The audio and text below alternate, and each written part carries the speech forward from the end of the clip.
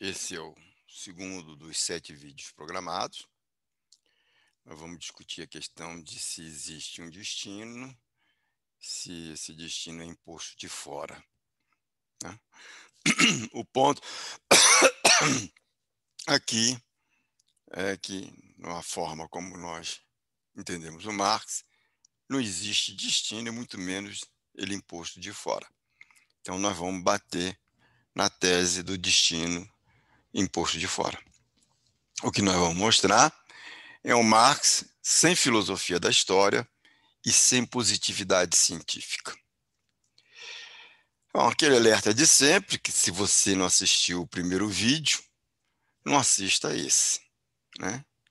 Esse vídeo não é para pessoas que se contentam com visões parciais, né? Há uma grande chance que você não compreenda este vídeo se não tiver entendido, se não tiver assistido o primeiro, onde eu coloco o contexto em que vão se desenrolar os 7 vídeos.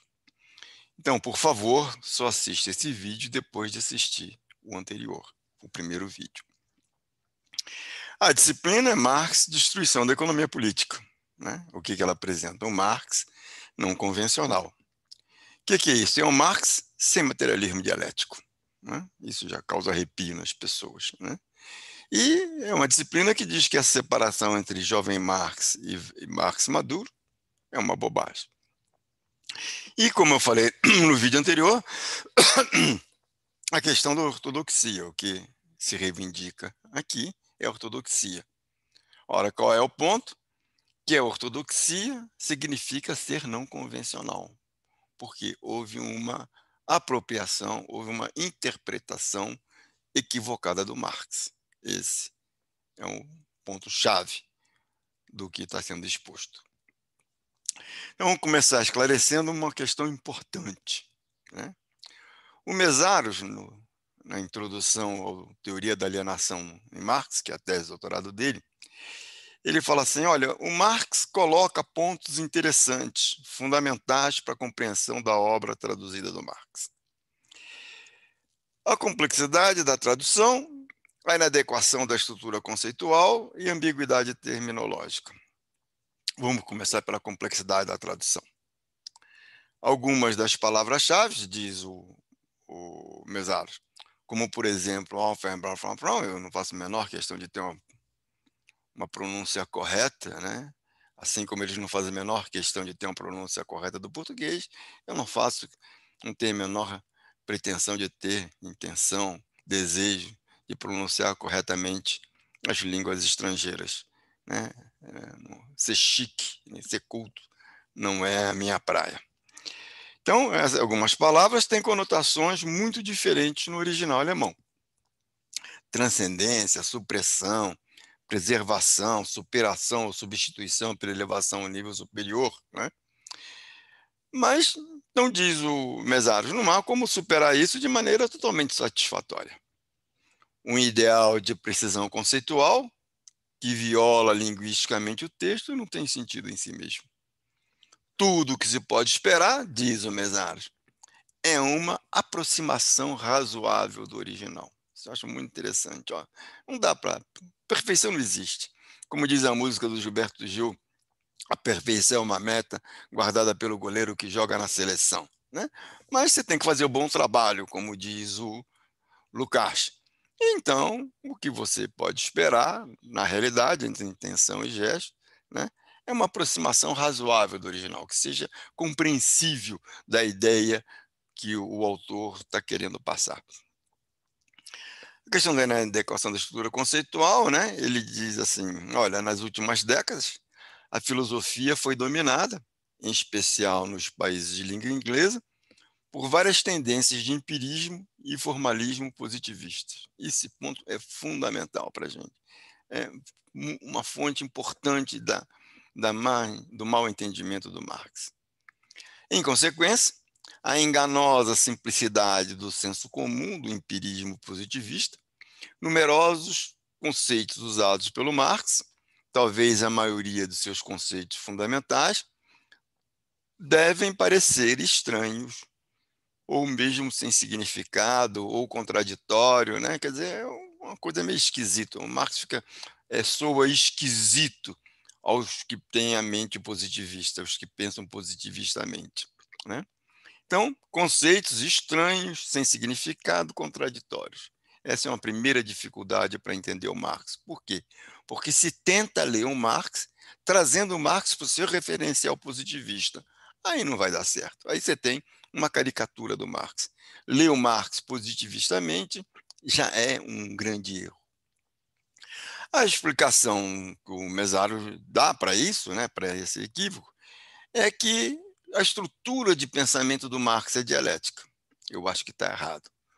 Todos esses vídeos aqui são para mostrar que está errado. Não é isso, né? A estrutura do Marx não é dialética. Nós vamos até o fim, até o Capital, vendo as colocações, os pontos fundamentais da análise dele, sem recorrer em momento algum à dialética, sem recorrer em momento algum ao misticismo, que é a dialética, que é o que vai ser mostrado nesse vídeo agora. Que dialética é misticismo, né? Para mim, eu, Paulo de Tarso Soares, acho que esse problema é porque achar que é estranho, que é sem significado, contraditório o que o Marx está falando, porque o Marx usava o termo que o interlocutor dele usava, né? Usava para mostrar que está errado. O que ele tentava fazer era esvaziar o conteúdo, né? Do termo que o adversário está usando. Ele tentava mostrar o vazio, o nada, né?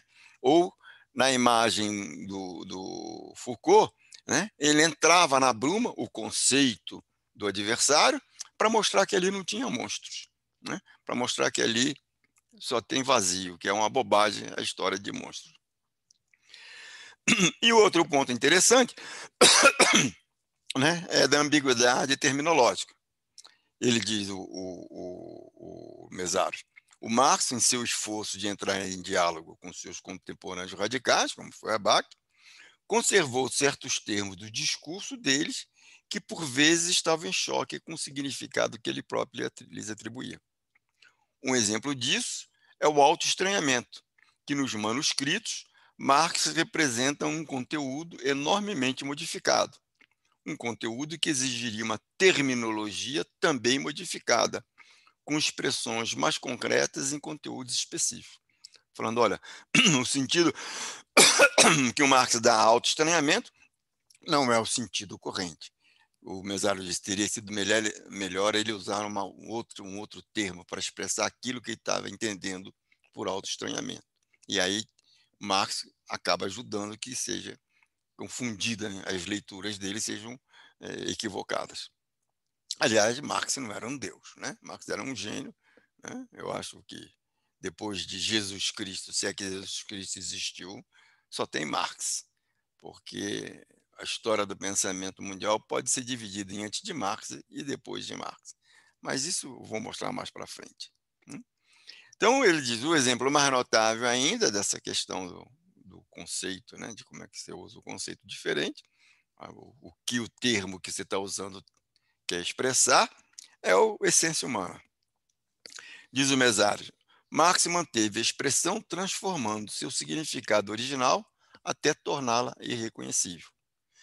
Não porque quisesse acrescentar novas dimensões a um conceito importante, mas porque queria demonstrar o vazio desse termo filosófico em seu sentido tradicional. Mas a questão da essência humana nós vamos tratar no próximo vídeo, não é nesse vídeo agora. Então, no caso em tela, o que nós estamos discutindo? O destino da humanidade, né? O que diz o Marx? O homem constrói seu futuro. Ora, se o homem constrói seu futuro, não existe destino, né? Então, falar em destino, né, é para mostrar o vazio da ideia de destino. No fundo, o que se quer é mostrar o vazio da ideia de destino. O que nos remete ao Foucault, né, da Escola da Suspeita, que o que está sendo dito não quer dizer necessariamente o que está sendo dito. Pode ser, não raro, estar sendo usado para dizer exatamente o oposto do que está sendo dito, né? Bom, vamos ver em que esse vídeo está inserido no conjunto de 7. Vamos lembrar, né, o que nós estamos tratando aqui. É o Marx tendo herdado coisas do Epicuro, do Feuerbach, que formam o materialismo e a luta de classe, e que joga ele contra as teses do destino imposto de fora. O conjunto de textos que nós vamos usar é esse aqui, o Carta ao pai dele em novembro de 37, a tese de doutorado do Marx, o Crítica à Filosofia do Direito em Hegel, a Carta ao Feuerbach, que ele, em agosto de 44, o Sagrada Família e o Miséria da Filosofia. Então vamos começar pela Carta do Marx ao pai em Berlim. Vamos dar uma paradinha assim, para cansa de ficar vendo só a tela, né? Então vamos voltar agora vamos voltar para a tela. Bom, nessa carta, né, o Marx diz para o pai: eu já havia lido fragmentos da filosofia hegeliana, cuja grotesca melodia pétrea não me agradava. Conheci toda a obra do Hegel, do começo ao fim, incluindo a maioria dos seus alunos. E fui me prendendo de maneira cada vez mais firme à filosofia mundana da qual pretendia escapar. Ou seja, ele está lendo Hegel e seus alunos para escapar da filosofia mundana que ele tinha na mente. Filosofia hegeliana, o que é para ele? Uma grotesca melodia pétrea. Conheceu toda a obra da maioria dos alunos, e o que aconteceu com ele? Que sensação ele foi tomado? Diz o Marx: fui tomado por uma verdadeira fúria irônica. Uma verdadeira fúria irônica me dominou. Ora, se é assim, cabe a pergunta: algum dia Marx foi um jovem hegeliano, como é corrente na literatura? Mas vamos deixar essa questão, que isso é uma questão irrelevante. Vamos para frente. Quais são as influências herdadas do Marx? Primeira influência que chama atenção aqui, o atomista Epicuro, né? E atomista Epicuro, Hegel tinha horror de Epicuro, porque dizia que ele era materialista, né? E vocês já vão entender o horror do Hegel ao Epicuro. Qual é o ponto do Epicuro? Né? Porque o que ele quer dizer aqui? Do Epicuro, Marx herda o clinamen e o resistir em posição externa. Já vou explicar isso em seguida, quando a gente tratar da tese de doutorado dele. Portanto, se tem clinamen, se você resiste em posição externa, você não tem destino, né? Então vamos entender isso na tese de doutorado. O que é a tese de doutorado do Marx? É uma discussão entre Demócrito e Epicuro, a filosofia da natureza em Demócrito e Epicuro. São dois atomistas, né? O que dizem os atomistas? Eles dizem: olha, tudo pode ser reduzido a uma coisa única e indivisível, átomo, né? Bom, isso coloca um problema, porque se você consegue olhar para o mundo e reduzi-lo a uma única coisa, né? Uma coisa única e indivisível, como é que, se esse é um raciocínio fácil, como é que dessa coisa única e indivisível você cria o mundo, né? Como é que o átomo gera as coisas? Nessa história aí tem um negócio que atrapalha, porque se o átomo existe, ele tem peso. Se ele tem peso, por causa da lei da gravidade, ele vai cair, todos os átomos cairão em paralelo. Como é que eles vão se juntar? Ora, qual é a hipótese do Demócrito? O tal do turbilhão. Diz a lenda, sei lá como é que é, também não me interessa, né? Que ele estava sentado, bateu um turbilhão, ele viu aquela poeira, né, por causa do turbilhão, e aí ele teve a intuição. Falou: olha, quando bate o turbilhão, se os átomos se juntam segundo a lei da física, eles criam as coisas, né? Então, o que é isso? É uma imposição externa. O que cria as coisas é uma coisa externa ao átomo, que vem e que força ele a se juntar para criar um mundo. O Epicuro fala: não, nada disso. O átomo tem autonomia, né? Eles se juntam por decisão própria. Ou seja, a criação não é fruto de alguma coisa externa ao átomo, mas é o próprio átomo que cria as coisas. Como, inclusive, lutando e resistindo contra as imposições externas, né? A decisão de se juntar é uma decisão de luta contra a imposição externa da lei da gravidade, em que eles se juntam e criam as coisas. Ou seja, o que nós estamos discutindo aqui nessa... E, obviamente, não vão pensar que eu estou reduzindo a tese de doutorado do Marx a isso. Eu estou pegando o ponto que nos interessa, né? Estão discutindo a questão do destino. Para o Demócrito, é uma imposição externa, e aí turbilhão, você pode chamar de Deus, de razão, de ideia, você chama do que quiser. Mas o ponto central é que é uma coisa fora do átomo, é uma imposição externa ao átomo que cria o mundo, que cria as coisas. E o Epicuro, não. Diz, não é uma imposição externa. O átomo tem autonomia para criar o seu destino, ou seja, portanto, se ele tem autonomia, não existe destino. Tá certo? O átomo cria o futuro, está dado pela ação do próprio átomo. Como? Lutando e resistindo. Chamo muita atenção aqui, lutar e resistir, que isso já mostra, já vai ser uma semente do que o Marx vai chamar mais para frente de luta de classe. Bom, herdada, exposta a herança do Epicuro, vamos para o do Feuerbach, que é, que ele é fundamental chamar atenção? A questão da inversão sujeito-predicado, com que Feuerbach ataca, destrói o mundo hegeliano, e o fundamento filosófico do comunismo.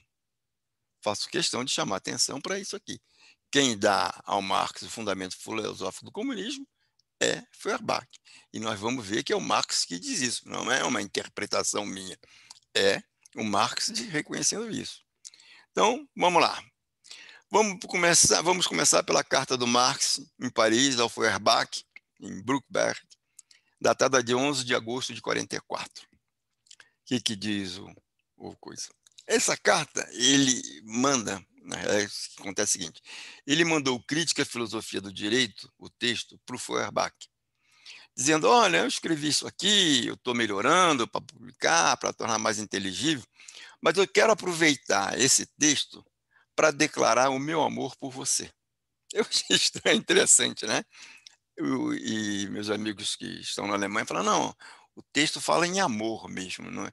Porque para nós seria minha admiração, meu respeito, né? Eu acho que admiração é a palavra em português que expressa melhor, né? Mas vamos usar a palavra amor mesmo, até porque choca as pessoas falar que o Marx ama Feuerbach, né? Bom, de onde vem esse amor, né? Esse amor, diz o Marx, esses seus 2 livrinhos, é interessante que ele chama esses 2 livros de 2 livrinhos, têm mais importância do que toda a literatura germânica contemporânea junta. Olha que coisa interessante. 2 livrinhos do Feuerbach para o Marx têm mais importância do que toda a literatura germânica contemporânea junta. Por quê? Esses 2 livrinhos forneceram a base filosófica para o socialismo. E os comunistas imediatamente perceberam isso. Ou seja, o que o Marx está falando? Que o Feuerbach é que forneceu a base filosófica para o socialismo. Vou repetir, Feuerbach forneceu a base filosófica para o socialismo, do Marx. Como que ele forneceu? Com que ele forneceu? Com o conceito de espécie humana, trazida do céu da abstração para a realidade terrena. A unidade do homem com o homem, baseada nas diferenças reais entre os homens. Isso aqui é importante, mais para frente nós vamos ver sobre a questão da igualdade. Não, Marx é a igualdade, Marx é a igualdade. E, no entanto, quando você lê com atenção, ele está falando que ele vai falar que a igualdade não existe, que a igualdade é uma fraude, e que nós temos que nos identificarmos, apesar das nossas diferenças reais. Mas, portanto, essa bandeira de sociedade justa e igualitária é uma bandeira equivocada do ponto de vista do Marx, né? É uma bandeira burguesa. Mas isso nós vamos ver mais para frente. E aí, para entender melhor esse ponto, nós vamos recorrer ao Lukács. Na realidade, não é tanto para entender, é um argumento de autoridade que as pessoas adoram argumento de autoridade, né? O Lukács, no Jovem Marx, né, ele fala das semelhanças entre Feuerbach e Marx. É interessante que ele fala em semelhança, eu até pus entre aspas, e não heranças, né, que o Marx tem do Feuerbach, não influência do Feuerbach sobre Marx, porque os hegelianos fazem uma questão absoluta e precisam disso, né, de romper qualquer ligação entre Marx. Foi uma coisa passageira, tal, né, não foi uma coisa importante. Então fala semelhanças, né, para dar a impressão de que Marx não tem na veia o Feuerbach. Então diz o Lukács, Feuerbach, nas teses provisórias, afirma que Hegel costumava inverter arbitrariamente a relação entre sujeito e predicado, manifestando desprezo pelas conexões reais. Aí ele faz a citação do Feuerbach. O método da crítica reformadora da filosofia especulativa em geral não se distingue daquele já aplicado na filosofia da religião. Então, o que ele está falando? A crítica reformadora da filosofia continua usando o método da filosofia da religião. Não é uma verdadeira crítica, né?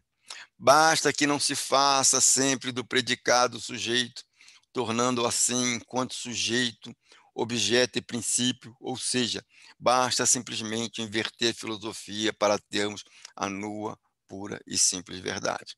O que ele está falando? Que para ter verdade você tem que usar um método diferente do método da filosofia da religião, que é o método da crítica reformadora da filosofia, que é a turma dos hegelianos. Então, Feuerbach, no Teses Provisórias, diz que é preciso inverter a filosofia para ter a nua, pura e simples verdade. E aí conclui o Lukács, ainda citando o Feuerbach. A verdadeira relação entre pensamento e ser só pode ser esta. O ser é o sujeito, o pensamento é o predicado. O pensamento deriva do ser, mas não o ser do pensamento. Na introdução aos primeiros escritos, a coisa fica mais fácil de ser entendida, né? Do Colette. O que ele diz? Olha, a identificação entre ser e pensar contém uma dupla inversão. Qual é a primeira inversão? Quando você identifica ser com pensar, o ser deixa de ser e se torna pensar, né? Por exemplo, o computador, né? É um ser. Mas, quando eu identifico o ser com pensar, ele deixa de ser computador e passa a ser o quê? Pensar. Ele deixa de ser uma coisa concreta e passa a ser o quê? Pensar. Eu transformei o ser no pensar. Mas como é que eu explico o computador se eu transformei o ser num pensar? Aí tem a segunda inversão. Transformar o pensar no ser. O que é o computador? É criação do pensamento. Então, ó, você tem o computador, você reduz ele ao pensamento. Converte ele no pensamento. Mas depois você é obrigado a converter ele no computador de volta. Então você vai e volta. O que o Marx chama isso? De idealismo acrítico. Você abrir mão do computador e transformá-lo ele num pensamento, diz o Marx. Isso é um idealismo acrítico, né? E quando você volta, o que o Marx diz? Isso é positivismo acrítico, é um materialismo vulgar, né? O que ele está falando, no fundo, em palavras atuais? É um delírio você sair do ser, transformar o ser no pensar, né? E é um delírio inverso você transformar o pensar no ser. Em outra parte, Marx chamou isso de converter o finito em infinito, né? O ser é o finito, pensar é o infinito, e a volta do infinito convertido no finito, o pensar no ser, né? Ou também, Marx chamou a atenção de que a inversão entre o sujeito e o seu predicado. Por quê? O que o Marx está falando? Lá Feuerbach. O pensar é um predicado do ser, né? Então, quando você transforma o ser em pensar, você converteu o sujeito no seu predicado. E aí, a volta. Você converte o predicado no sujeito. Em suma, qual é o ponto fundamental que o Marx vai levar até o fim da vida e que ele herda do Feuerbach? Que o sujeito se torna predicado, seu predicado. Na filosofia, o sujeito se torna predicado do seu predicado. Ora, chama atenção, Colette, isso é a base dos fenômenos de estranhamento, alienação, coisificação e fetichismo. Essa é a essência da forma como Marx compreende. Então, herdar com as influências do atomista Epicuro e do Feuerbach, ou a gente consegue entender o quê? O materialismo e a luta de classes. Por quê? O Klinamen, o que é? É materialismo. Luta de classe, resistir contra o destino. E aí, quando ele vai e lê Feuerbach, com a questão da inversão sujeito-predicado, Feuerbach cai como uma luva, completando aquilo que ele aprendeu na tese de doutorado com Epicuro. Vamos para frente aqui. Como é que fica nítido na ideologia alemã? O que o Marx está tratando? Qual é o objeto de toda a obra do Marx? É a vida. E a vida humana, né? E o que caracteriza a vida humana? É o trabalho. O que diz o Marx? O homem é um único ser vivo que produz a vida mediante o trabalho. O que nos torna humano é o trabalho. Então, quando o Marx está falando de trabalho, ele está simultaneamente falando de humanidade e está simultaneamente falando de vida, né? Esse é um ponto-chave do que nós vamos falar o tempo todo nesses 7 vídeos. Marx está falando de quê? De vida, e, portanto, ele está falando de vida humana, ele não está falando de qualquer vida, não está falando da vida em geral, ele está falando da humana, e o que é específico da vida humana é o trabalho. Já no próximo vídeo nós vamos discutir consciência, linguagem, essas coisas todas, como que o Marx trabalha isso. E se é assim, você entende que no Crítica à Filosofia do Direito de Hegel, tratando da emancipação humana, olha aqui, tratando da emancipação humana, o que o Marx diz? A dissolução da sociedade como classe particular é o proletariado. Olha que coisa interessante. Em 43, no Crítica à Filosofia do Direito, o Marx está falando que a dissolução da sociedade como classe particular é o proletariado. Ou seja, olha a luta, resistir e lutar. Olha o embate. E por que o proletariado? Não porque ele é o povo escolhido por Deus, não, mas porque o proletariado, ele encerra, ele enfecha o trabalho como atividade vital. É ele que faz atividade vital, é ele que faz aquilo que nos torna humano. O que nos torna humano é o trabalho. Então, quando ele está falando em proletariado, é que ele está falando em humanidade. Então, trabalho e emancipação humana estão umbilicalmente, né, vinculados. A forma como ele trabalha vai determinar se ele está emancipado humanamente ou não. E o proletariado também enfecha a questão fundamental da imposição externa quanto à divisão do trabalho, que é se você tem propriedade dos meios de produção ou não, a quem pertencem os meios de produção, para quem você trabalha. Tá certo? Então, o proletariado, ele não é um povo escolhido por Deus. Ele não é o portador da história porque ele é uma coisa especial, mas porque ele é a síntese da vida humana. Esse que é o ponto, né? Não pode ter o povo escolhido de Deus, não pode ter a visão religiosa do proletariado. Senão você não vai conseguir entender o que o Marx chama de proletariado burguês e o que o Lenin chama de aristocracia operária. Por quê? Porque você está beatificando o proletariado. E, por fim, no manifesto do Partido Comunista, o Marx vai dizer, com todas as letras, que a história de todas as sociedades até hoje é a história da luta de classe. Tá certo? Ou seja, essa materialismo, luta de classe, está ligado, na forma como eu entendo, a Epicuro e a Feuerbach.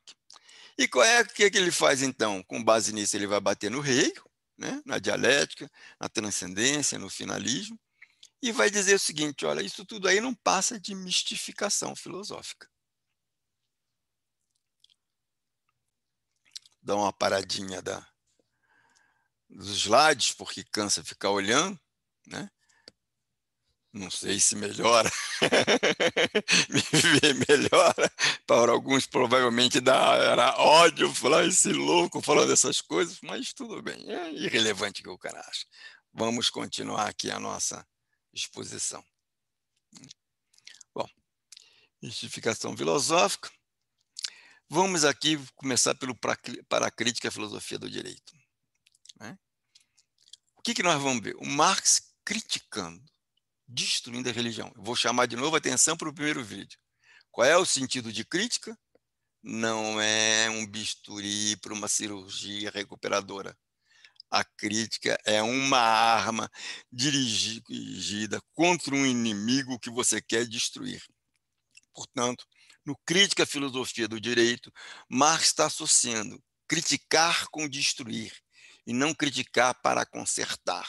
Essa é uma leitura burguesa, uma leitura que tira o caráter destruidor do Marx.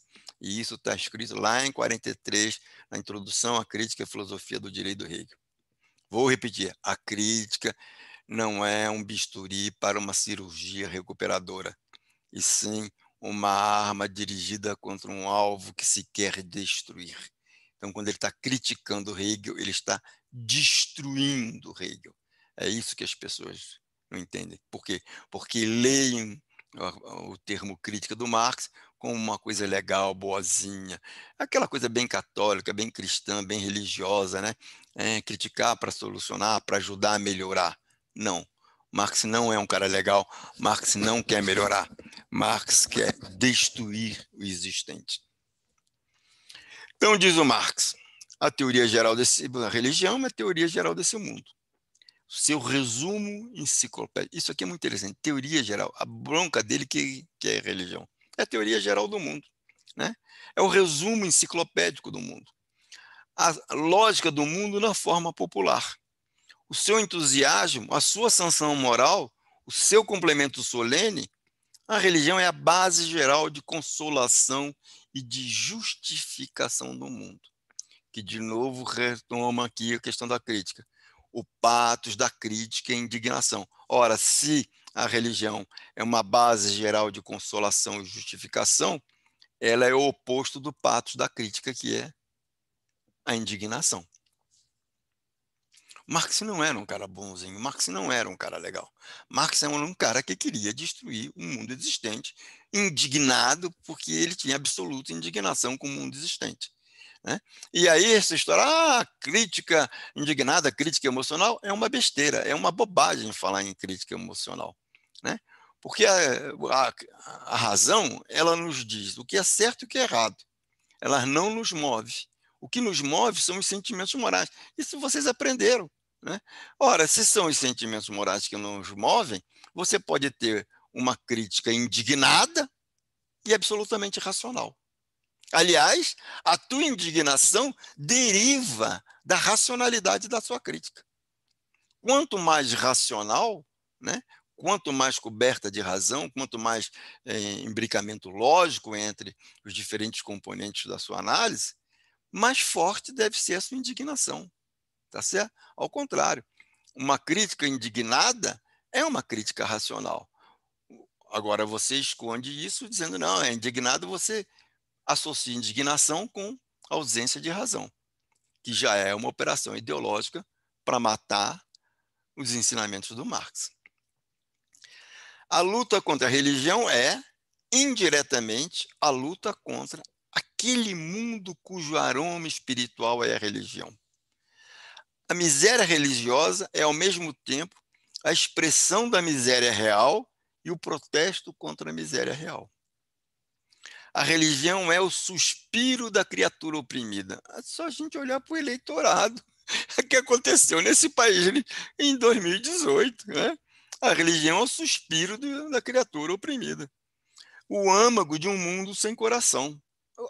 Que é uma sociedade mais cruel do que a brasileira, né? Que convive perfeitamente com metade da população ganhando até R$ 400 por mês, e cujo burocrata maior, elogiado, badalado, queria dar um auxílio emergencial de R$ 200 apenas para as pessoas, porque seria um aumento de 50% na remuneração que elas vivem, achando que é demais sair de 400 para R$ 600. Né? Então, religião é o suspiro da criatura oprimida, o âmago de um mundo sem coração. A alma de situações sem alma é o ópio do povo. A eleição de 2018 nesse país deixa isso claro. A abolição da religião, enquanto felicidade ilusória dos homens, é a exigência de sua felicidade real. Para ter felicidade real, você vai ter que abolir a felicidade ilusória, que é a religião. Ou seja, diz o Marx, O apelo para que eles deixem as ilusões a respeito da sua situação é o apelo para eles abandonarem uma situação que precisa de ilusões. Então, a que tarefa se propõe o Marx? Depois que Feuerbach desmascarou a autoalienação humana na sua forma sagrada, o que ele está falando? Feuerbach já fez a tarefa de desmascarar a religião. Quem desmascarou a religião foi Feuerbach. Esse trabalho já está feito. E aí você entende ele dizendo por que ele ama tanto Feuerbach. A imediata tarefa da filosofia que está a serviço da história é desmascarar a autoalienação humana nas formas não sagradas. Na forma sagrada já foi o Feuerbach, eu vou na forma não sagrada, está dizendo Marx. Eu vou completar a tarefa. Ele se coloca aqui no Crítica e Filosofia do Direito como um continuador da obra do Feuerbach. Então eu não consigo entender nessa história de que ele rompe com Feuerbach. Pô, ele está falando, eu vou continuar a tua obra, você desmascarou na forma sagrada, eu vou desmascarar na forma não sagrada. Ele está dizendo Feuerbach. Olha, e esse é exatamente esse texto que ele envia para o Feuerbach para falar, olha, eu estou aqui declarando meu amor por você. Ou seja, em 44 ele está dizendo para o Feuerbach, eu sou seu continuador. Então que tarefa que ele se propõe? A crítica do céu transforma-se em crítica da terra. A crítica da religião transforma-se em crítica do direito.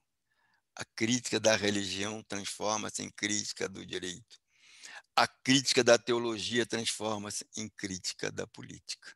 Olha que coisa interessante. Olha, o que é a crítica da religião transforma-se em crítica do direito?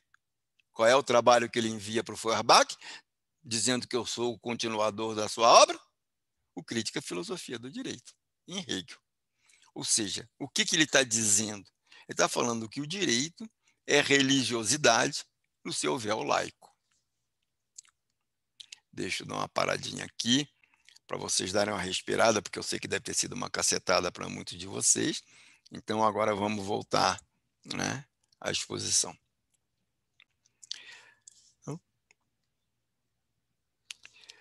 Vamos voltar ao colete aqui no Marxismo e Hegel, para a gente entender melhor essa birra do Marx com Hegel. O que o Colette falava? O Hegel dominava o cenário intelectual. Né? Qual é a tarefa do Hegel? Salvar Deus. Ele até ganhou uma cátedra na universidade para exatamente combater o materialismo, combater a crítica a Deus. Qual é a discussão? A discussão é se o pensar existe antes do ser, ou se é o ser que faz com que o pensar exista. Né? Qual que é o sujeito, qual que é o predicado. Essa é a discussão. Que aparece também na forma infinito versus finito. Porque pensa logicamente, se o infinito existe, não pode existir finito. O finito é negação do infinito. Se o finito existe, não pode existir infinito. O finito é negação do infinito. O infinito é negação do finito. São absolutamente incompatíveis. Não é possível conviver finito e infinito. Então Hegel, o que faz? Solertemente, vem e diz assim, em vez dele falar o finito não existe, o que ele fala? O finito não é um verdadeiro ser. Como é que a gente vê isso? A história da mãe morreu. Os antigos falavam, não, morreu não. Ele passou. Passou dessa para melhor. Em vez de falar, faleceu, não. Passamento. Né? Falecimento, não, é o passamento. Passou dessa para melhor. Por quê? Porque a verdadeira vida é após a morte. Essa vida aqui é efêmera, fugaz. Não é uma verdadeira vida. Né?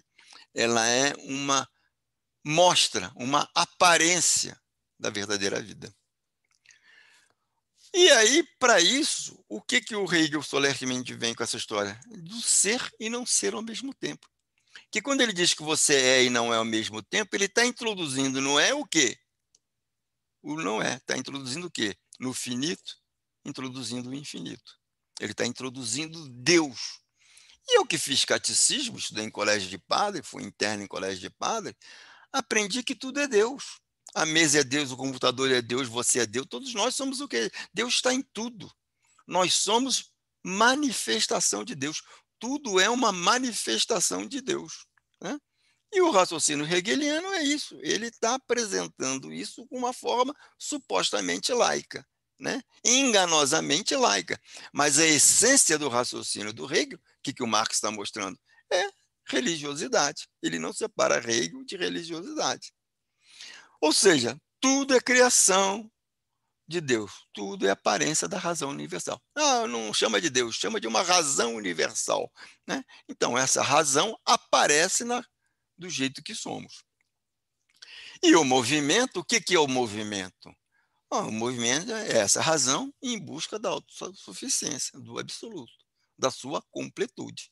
Ou seja, Deus, absoluto, completude de Deus. No marxismo e dialética, o Colette vai mais à frente. Ele fala, olha, na nota sobre o idealismo, no livro 1 da Ciência da Lógica, o Hegel diz, idealismo da filosofia está somente em não reconhecer o finito como verdadeiro ser. A proposição de que o finito é ideal constitui o idealismo. O que é isso? Identificação entre ser e pensar. Vamos voltar então para o Crítica à Filosofia do Direito. Disse o Marx, em Hegel, a substância mística se torna sujeito real. E o sujeito real aparece como um outro, como um momento da substância mística. Vamos dar uma paradinha aqui para parar assim, respira, toma um copo d'água, que agora vem fortes emoções, né, do que o Marx está falando.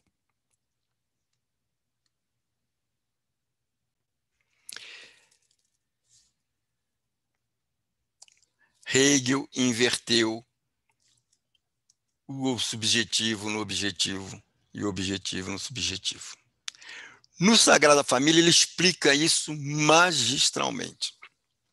Então, Marx explicando o idealismo e Hegel. O essencial da pera não é o ser da pera. O essencial da maçã não é o ser da maçã. O essencial dessas coisas não é a sua existência real. O essencial da pera não é o ser da pera. O essencial da maçã não é o ser da maçã.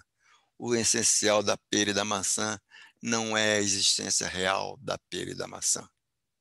Uma existência passível de ser apreciada através dos sentidos. O essencial da pera e da maçã é o ser abstraído por mim delas e a elas atribuído. Você tem a maçã e a pera, você abstrai esse ser delas e atribui a elas esse ser. É o ser da minha representação, a fruta. Ou seja, o que é essencial da pera e da maçã não é ser pera e maçã. O essencial da pera e da maçã é ser fruta. O que é fruta? Fruta é uma abstração. Olha, para pera, para maçã, abstrai, né? Chego na categoria fruta e digo que o essencial é a fruta e não a pera e a maçã. É certo que o meu entendimento infinito, diz o Marx, baseado nos sentidos, distingue uma maçã de uma pera e uma pera de uma amêndoa. Contudo, minha razão especulativa considera essa diferença sensível algo não essencial e indiferente. Ou seja, as diferenças entre a pera e a maçã são irrelevantes. O relevante é que elas são fruta, que elas são abstração fruta. O real, né, ali é irrelevante. O relevante é a abstração fruta. E continua Marx. A fruta não é um ser morto, indiferenciado, inerte. A fruta é um ser vivo, diferenciado, dinâmico. Ou seja, a fruta é um ser vivo, diferenciado, dinâmico. Quem tem vida não é a maçã e a pera. Quem tem vida é a fruta. Quem tem movimento é a fruta. A maçã e a pera são apenas o quê? Expressão do movimento da fruta. As diferentes frutas profanas, o Marx não é nada politicamente correto, são manifestações de vida da fruta una, cristalizações plasmadas pela própria fruta. A fruta adquire na maçã uma existência maçânica. A fruta adquire na pera uma existência pêrica. Não devemos mais dizer que a pera é a fruta. Devemos sim dizer que a fruta se apresenta na condição de pera. Não devemos mais dizer que a maçã é a fruta. Devemos sim dizer que a fruta se apresenta na condição de maçã. Quem tem vida é a fruta, não é a maçã. A maçã e a pera são apenas manifestações, são aparências, são representações, são figurações da fruta. Isso sim é o que existe. O que existe de fato é a fruta, e não pera e maçã. As diferenças que separam entre si a maçã da pera e da amêndoa são precisamente distinções entre a própria fruta. A diferença entre a maçã e a pera não é diferença entre a maçã e a pera, mas é uma diferença entre a própria fruta, que faz diferenças que fazem dos produtos específicos outras tantas fases distintas no processo de vida da fruta em si. O movimento, quer dizer, o nascimento, desenvolvimento, desagregação e morte, né? Perecível, a maçã e a pera, né? Isso não é delas, não é inerente a elas, é inerente à fruta. A diferença entre a maçã e a pera não é a diferença entre a maçã e a pera, mas é uma diferença entre as diferentes frutas que acabam constituindo a fruta una, a abstração fruta de todas as frutas. A fruta já não é mais, portanto, uma unidade carente de conteúdo indiferenciada, mas sim a fruta é uma unidade na condição de totalidade das frutas, que acabam formando uma série organicamente estruturada, e a fruta, em cada fase dessa série, adquire uma existência mais desenvolvida e mais declarada. Ou seja, toda a diversidade que você vê no mundo não é uma diversidade do mundo, é uma diversidade da razão, da ideia. É ela que tem vida, é ela que de fato existe. Nós somos tudo que existe é apenas aparência. Até que, ao fim, na condição de síntese de todas as frutas, ela é, ao mesmo tempo, a unidade viva que contém dissolvida em si cada uma das frutas. Vamos aqui no Crítica e Filosofia do Direito, ele voltar para a filosofia do direito, sair do Sagrada Família e voltar para a filosofia do direito. Diz o Marx. Em Hegel, assim denominada ideia real, o espírito como o infinito real, é apresentada como se agisse segundo um princípio determinado mediante um desígnio determinado.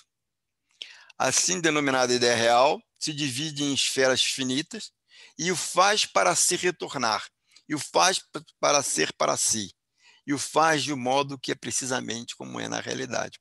Ou seja, como ela é ideia, ela precisa se apresentar como não ideia para se afirmar como ideia. Está claro? Quer dizer, o que é que nós somos? Apenas, né, a maneira com que a ideia se apresenta para que ela se afirme como ideia. Ou seja, ela tem que se mostrar como não ideia para se reafirmar como ideia. Então, detonando o idealismo do Hegel, o que diz o Marx? Aqui, claramente aparece o misticismo lógico panteísta. A realidade não é expressa como ela mesma, mas sim como outra realidade. A empiria ordinária não tem como lei o seu próprio espírito, mas um espírito estranho. Percebe? Conseguem fazer a associação disso com a questão do clinamen? Né? É essa discussão. Né? Enquanto a fruta, você pode associar o argumento hegeliano com Demócrito, que o que tem vida é uma coisa fora do átomo. É isso que dá vida. O átomo é consequência, a criação das coisas é consequência de uma coisa externa ao átomo. Né? E o que o Marx está falando? Não, não é verdade. Né? Você tem plenamente a fruta tem vida, a pera e a maçã têm vida. Não, a vida da pera e da maçã não está na fruta, está nelas próprias. É essa a discussão. É essa retomando crítica e filosofia do direito, está, para mim, carregada da discussão da tese de doutorado. Né? E está carregado da coisa do Feuerbach, da inversão entre o sujeito e o predicado. Porque o que acontece? O sujeito é a fruta, é a maçã e a pera, o predicado é a fruta. O que o Hegel faz? Ele inverte, ele faz com que o predicado do sujeito, quer dizer, a fruta que é predicada a maçã, se torne o sujeito da história. E, portanto, ele faz com que a maçã, que é o sujeito, se torne um predicado do seu predicado. Se torne um predicado da fruta, que é o seu predicado.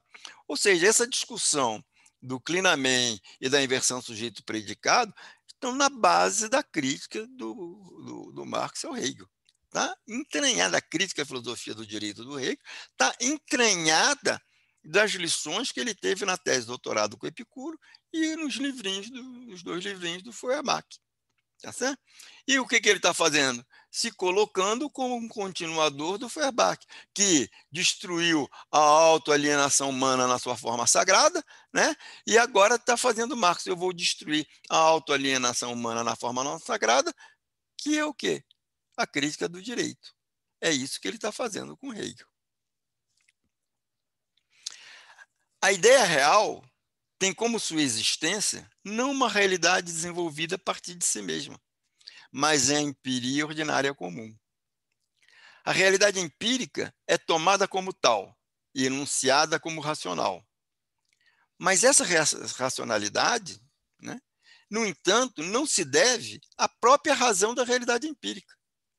Essa racionalidade deriva de que o fato empírico, em sua existência empírica, possui outro significado, diferente dele mesmo. Aqui a discussão. Epicuro, Feuerbach, né? Continuação de Feuerbach, desmascarando as coisas. Então, diz o Marx, o fato, saído da realidade empírica, não é apresentado como tal, mas apresentado como um resultado místico. Em Hegel, a existência empírica é tomada de maneira crítica, como a verdade real da ideia, pois não se trata de trazer a existência empírica à sua verdade, mas trata-se de trazer a verdade a uma existência empírica. Esse ponto é fundamental para a discussão do que é compreender em Marx e o processo da realidade versus o processo do conceito, o processo do conhecimento. O que o Marx está falando? Nessa postura do Hegel, né, o que acontece? Se eu quero compreender, ao invés de eu compreender a lógica específica do objeto específico, né, eu vou olhar para uma e buscar a verdade desse objeto, eu vou ter uma verdade prévia, pré-existente, e vou olhar ela se revelando, aparecendo naquele objeto específico. Então, ao invés de você buscar a verdade da existência empírica da maçã e da pera, o que você faz? Você busca a existência empírica de uma verdade da fruta. Qual é a verdade? A verdade é a fruta. E o que é a maçã? É a comprovação daquela verdade. Então, são 2 posturas completamente diferentes. Volto a insistir. Marx aqui ele está batendo na forma como você faz ciência, como você. O que é fazer ciência? Você tem o conceito, né? E você faz o teste de hipótese. Você vai verificar se o conceito está aparecendo na realidade. Quando ele aparece na realidade, você diz que você explicou a realidade. Mas na realidade você está explicando o conceito. Você está discutindo o conceito. A realidade é mero apêndice do seu conceito. Vamos voltar para os slides.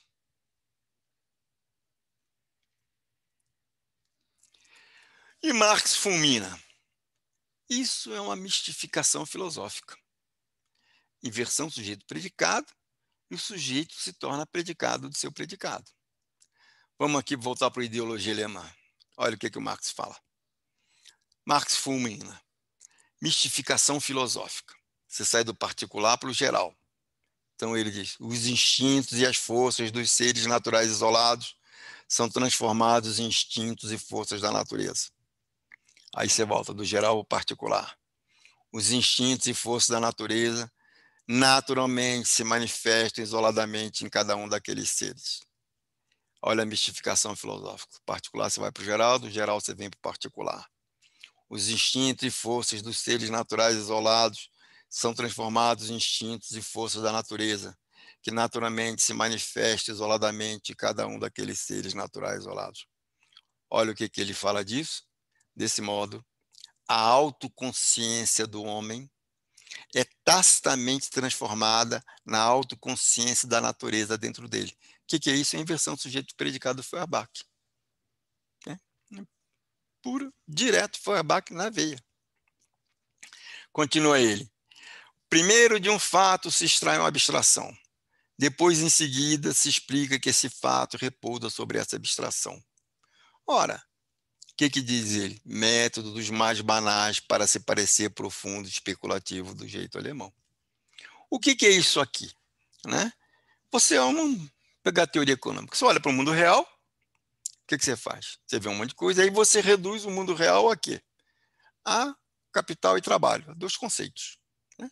Constrói um enredo, né? E explica esse mundo em função desse enredo. Do fato ser estranho uma abstração, né? E explica que esse fato repousa sobre a abstração. Aí o que diz? Isso aí tem implicações muito interessantes, porque você vê que o Milton Friedman está com a razão. Eu me lembro que eu achava um absurdo, até o dia que eu estudei o Marx, e entendi que o Milton Friedman está com a razão. O que o Milton Friedman fala de teoria econômica? É um discurso. Né? Para que serve teoria econômica? Não serve para explicar, ela só serve para prever. Então, a teoria não tem que ter correspondência com a realidade, ela precisa prever. Né? Se você monta um negócio completamente maluco, que não tem nada a ver com a realidade, mas prevê, melhor que um enredo que você monta que parece coladinho na realidade, o que vale é aquele enredo descolado. Porque a intenção não é explicar. É um equívoco quando você faz ciência lá Galileu, né, de que você queira explicar. Galileu só quer a regularidade, as leis. Portanto, as causas não têm nenhuma relevância em ciência. Né? Teoria econômica é só um discurso. Para que aquele discurso serve? Para organizar o nosso pensamento e nos ajudar a prever. Né? E aí vale a crítica do Marx. Métodos mais banais para se parecer profundo e especulativo do jeito alemão. Então, quando você consegue prever, parece que você está explicando a realidade. Mas você não está explicando a realidade. É um equívoco achar que você, com teoria econômica, você explica a realidade. É uma falta de conhecimento de metodologia. E Marx fulmina. A especulação que converte diferentes frutas reais em uma fruta da abstração, a fruta, para poder chegar à aparência de um conteúdo real, necessariamente tem de tentar, de qualquer maneira, tem que retornar da fruta, da substância, para os diferentes tipos de frutas reais e profanas.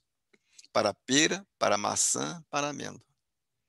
E tudo que é de fácil no ato de, partindo das frutas reais, chegar à representação abstrata, a fruta, há de difícil no ato de, partindo da representação abstrata, a fruta, engendrar as frutas reais.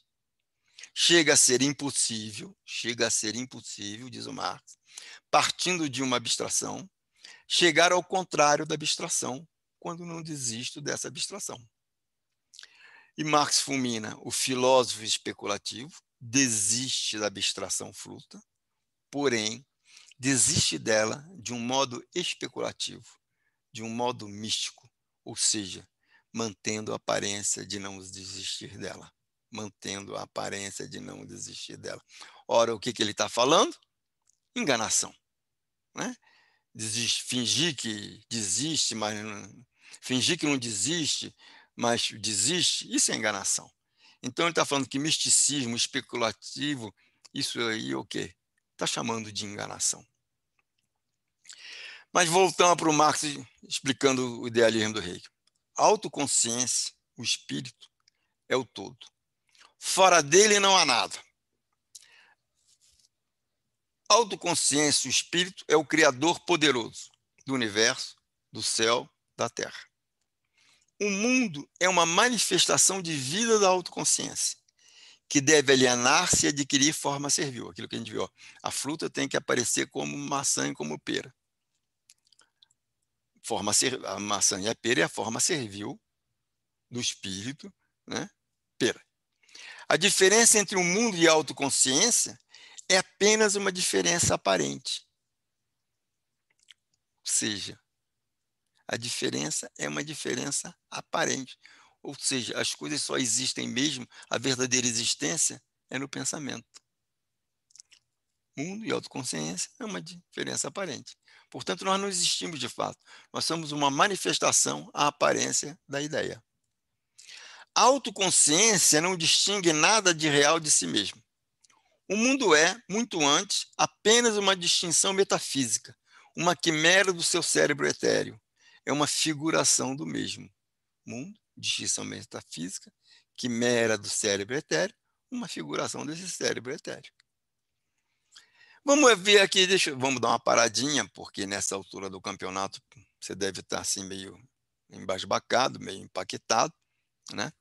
Vamos, dado a hegemonia do hegelianismo aqui, então dá uma respirada que agora nós vamos ver fortes emoções do Marx falando sobre o método hegeliano. O Miséria da Filosofia, né? O Marx diz: de acordo com Hegel, o método é a força absoluta, única, suprema, infinita, a qual nenhum objeto pode resistir. É a tendência da razão em se reconhecer ela própria em todas as coisas. Método é como a razão se reconhece em todas as coisas. Tudo que existe, tudo que vive sobre a terra e sobre a água, não vive senão por um movimento qualquer.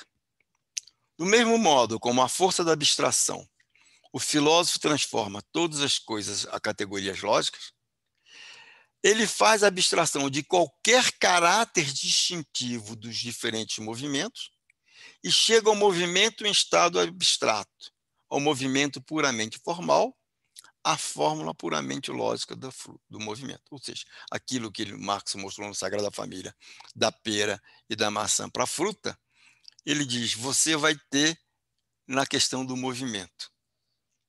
Vamos lá. Então, diz o Marx, assim como o filósofo imagina encontrar nas categorias lógicas a substância de todas as coisas, ele imagina encontrar na fórmula lógica do movimento método absoluto. O que eu quero chamar a atenção? Assim como o filósofo imagina encontrar nas categorias lógicas as substâncias de todas as coisas, ele imagina encontrar na fórmula lógica do movimento o método absoluto. Está falando que isso é tudo fruto da imaginação do filósofo. Método absoluto que não somente explica todas as coisas, mas que também implica o movimento da coisa. Vamos ver o que o Marx fala sobre isso. O Colette, na introdução dos primeiros escritos, a gente já chamou atenção para aquela questão da inversão sujeito-predicado, idealismo acrítico, positivismo acrítico, tá certo? O sujeito se tornando predicado seu predicado. Olha o que o Marx vai falar aqui no Miséria da Filosofia. Uma casa específica, se você fizer abstração da forma que a distingue e dos materiais de que ela se compõe, o que você obtém? Um corpo.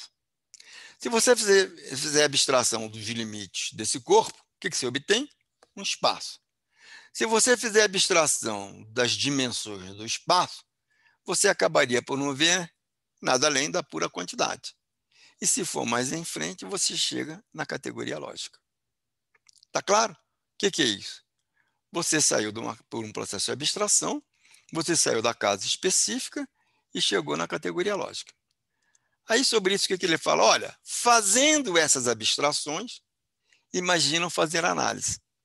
À medida que se afastam cada vez mais dos objetos, imaginam se aproximar deles a ponto de penetrar. O que ele está falando? Isso aí não é análise porcaria nenhuma, isso aí é abstração. Está fazendo abstração, e você delira, imagina, sonha que você entrou no âmago. Por que você sonha? Porque para você o âmago é abstração.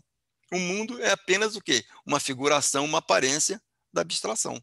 O mundo não existe, o que existe é a sua abstração. Tá certo? Então ele falou, olha, vocês estão ficando loucos. Marx está dizendo, isso aqui é uma maluquice. Aí diz o Marx, como é que você volta para a casa específica? Cambalhota. Eu adoro esse termo. Né? Ele fala, como é que você volta da categoria lógica para a casa específica? Você tem que dar uma cambalhota. Como é que você dá essa cambalhota? E desce? Por posição, oposição, composição. Deixa eu dar uma paradinha aqui, né? Para dar uma respirada, porque isso são fortes emoções para os hegelianos, para os dialéticos. Ó, o que ele está falando, tá certo? Vamos voltar aqui. que o Marx está falando?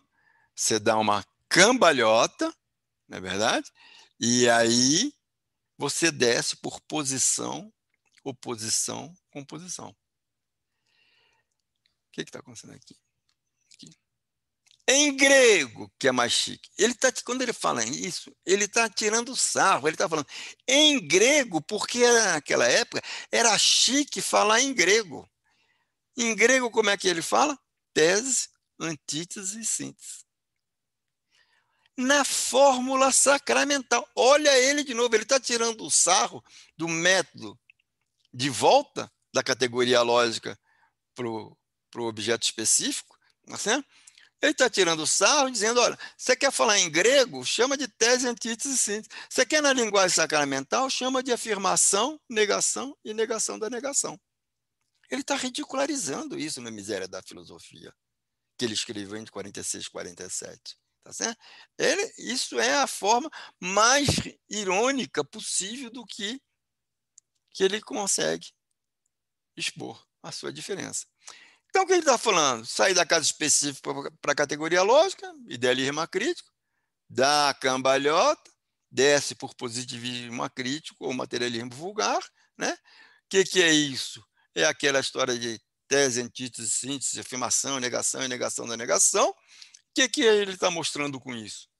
Há aqui uma inversão sujeito-predicado. Foi Arbach na veia. Isso o que é? Uma mistificação. Né? É uma imposição externa, uma opressão, porque tudo que acontece no real não é decidido no real, é decidido fora. Portanto, é imposto ao real. A vida da maçã não tem nada a ver com a vida dela. A vida da maçã é imposta a ela por uma coisa chamada fruta, que está fora dela. Né? E, portanto, isso leva a um conservadorismo inerente, porque tudo que é real é racional, né? E faz com que você passe, para compreender o mundo, você tem que olhar para as verdades e ficar buscando onde é que essas verdades estão aparecendo no mundo. O mundo é apenas uma aparência de uma verdade que está fora dele.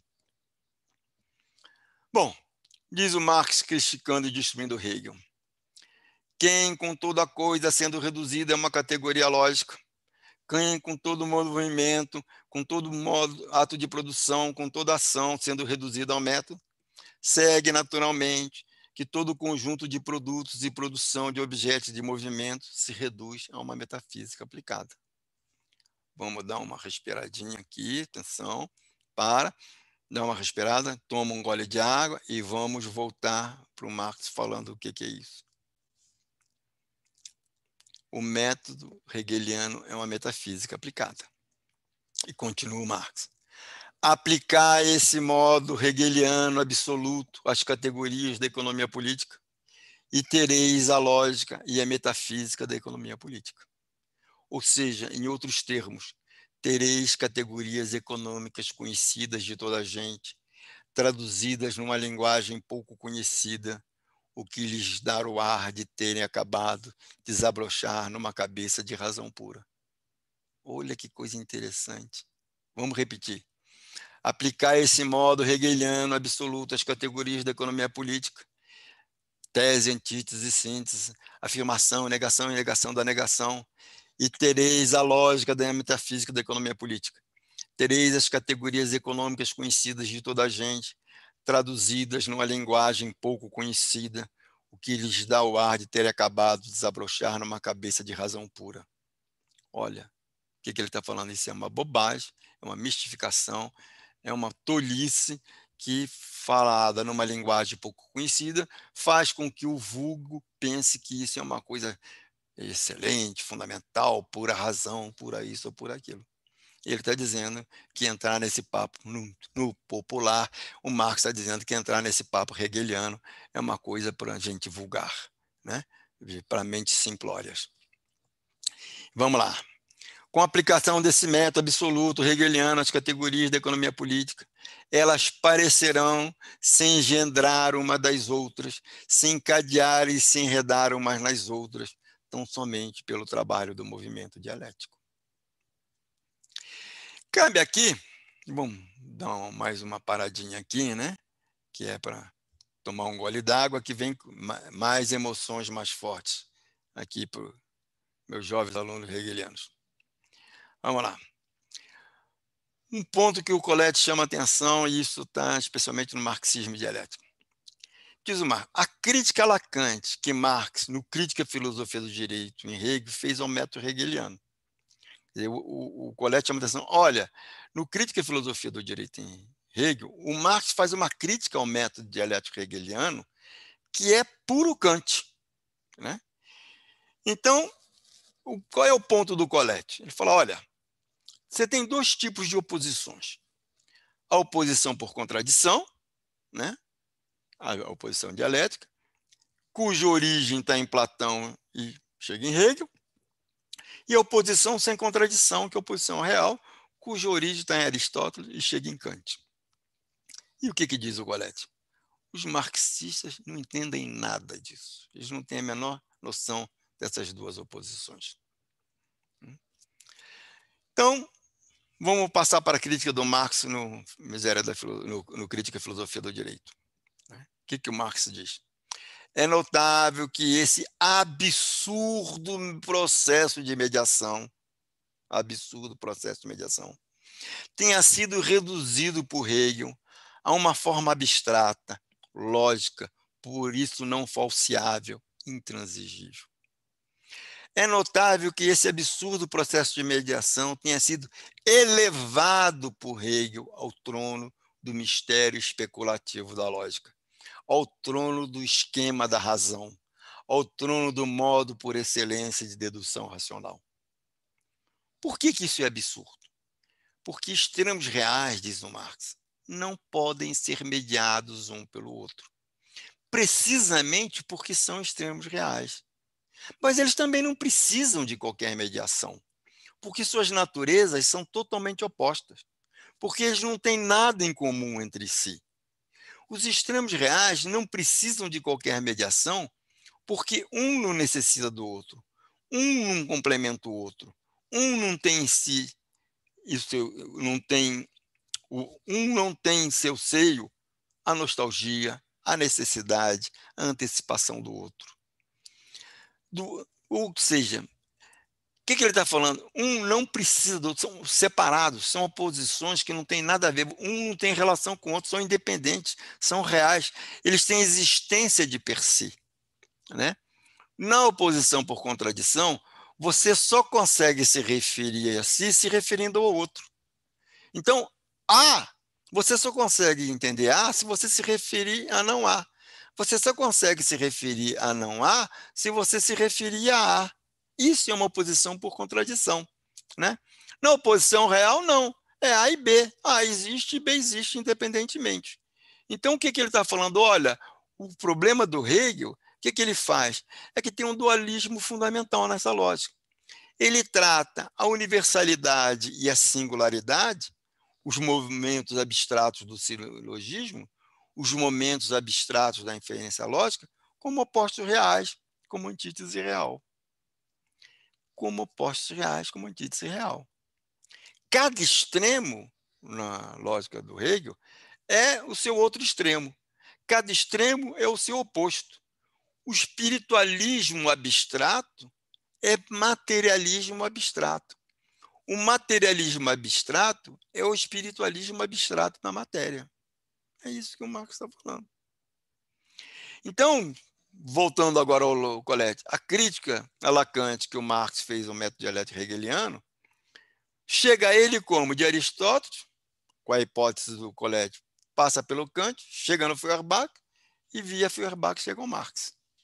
Então, diz o Colette, a dialética só existe nos conceitos. Se assim, a tal dialética das coisas, identificação ser e pensar, já está contida em Hegel. Não em oposição, mas como complemento do idealismo. Não é em oposição, não tem a dialética da matéria e a dialética das coisas. É uma única e a mesma coisa. A dialética da coisa é um complemento da dialética do conceito. Ou seja, diz o Colette, a dialética das coisas não é específica do marxismo. Esse tal de materialismo dialético é uma bobagem, é uma interpretação equivocada dos marxistas. Mas isso nós vamos tratar mais para frente ainda, lá no final. Então, Marx fulminando no Ideologia Alemã. depois que se transformou o comunismo e o socialismo em teorias abstratas, em dois princípios. Naturalmente, nada é mais fácil do que fantasiar uma unidade hegeliana a qualquer desses dois opostos, dando-lhe um nome indeterminado qualquer. Ele está tratando com desprezo. O que ele está falando? Olha, depois que se transformou o comunismo e o socialismo em teorias abstratas, em dois princípios, ele está olhando isso com desprezo para isso. Transformar o comunismo e o socialismo em teoria abstrata, em princípios. Aí ele fala, é fácil, você fantasia uma unidade hegeliana qualquer dessas bobas aí, qualquer, e dá um nome que você quiser. Eu estou falando que isso é ridículo. As pessoas não entendem. Será que só eu que consigo perceber que ele está dizendo que isso é ridículo, transformar comunismo e socialismo em teoria abstrata, em dois princípios? E continua Marx. Não nos daremos ao trabalho de esclarecer aos nossos sábios que eles não fizeram a libertação do homem e avançaram um único passo, ao terem reduzido... Opa, que isso?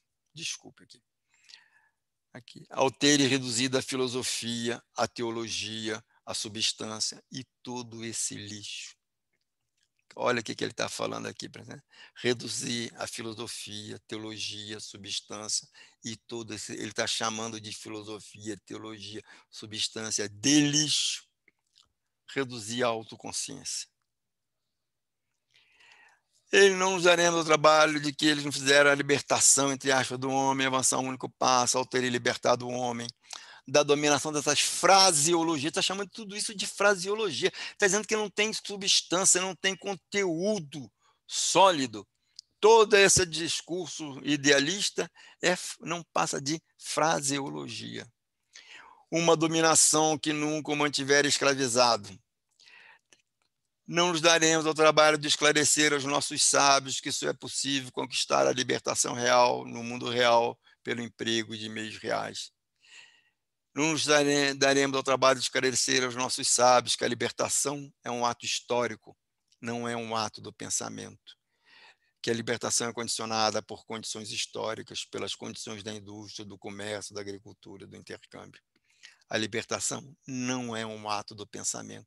Portanto, todo esse papo de conscientização, de levar a conscientização da massa, isso é uma coisa hegeliana, uma coisa que diz que a vida está na consciência, que a vida está no pensar. Né? Ou seja, isso é oposto ao que diz o Marx. O movimento, a destruição do existente é fruto da indignação. E a indignação vem da forma como você enxerga e como você sente, como você percebe o real. É uma coisa dos sentidos, né? Não tem nada a ver com a evolução.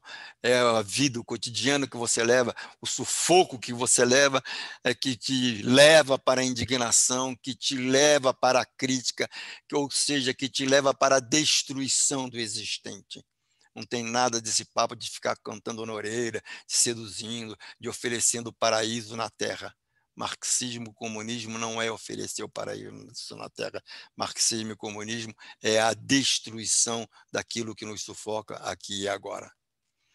Não nos daremos ao trabalho de esclarecer aos nossos sábios que então, posteriormente a essa libertação real, conforme as diferentes fases do desenvolvimento, o absurdo da substância, o absurdo do sujeito, o absurdo da autoconsciência, o absurdo da crítica pura, todas essas bobagens idealistas hegelianas, né, assim como o absurdo religioso e teológico, serão novamente eliminados. Ou seja, a ideia é fruto do real, né? O pensar existe depois do ser. Em suma, encerrando, concluindo esse segundo vídeo, Hegel é uma mistificação filosófica. A história não tem um destino. O finito existe. O movimento do conceito não determina o movimento da realidade. E com isso estamos preparados para ir discutir a questão do destino como sendo fruto de uma alegada natureza humana. Mas esse é o tema do próximo vídeo. Aqui estão a bibliografia, né? Consultada, né? E encerramos essa exposição. Até o próximo vídeo.